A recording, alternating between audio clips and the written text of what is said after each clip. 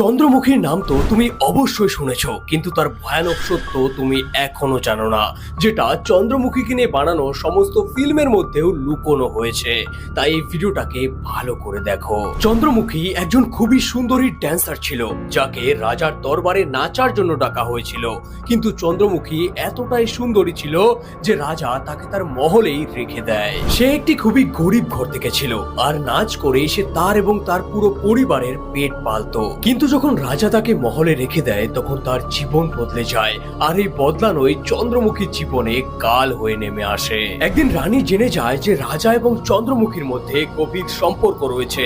তাই রাজার স্ত্রী চন্দ্রমুখীকে ছলনার মাধ্যমে হত্যা করে। আর ওই দিনের পর থেকে চন্দ্রমুখীর আত্মা ওই মহলেই থেকে যায়। বলা হয় আজও চন্দ্রমুখীর আত্মা ওই মহলের ভেতরেই রয়েছে। আর আজও রাত হলেই কারো নাচের শব্দ ওই মহলের চারপাশ থেকে ভেসে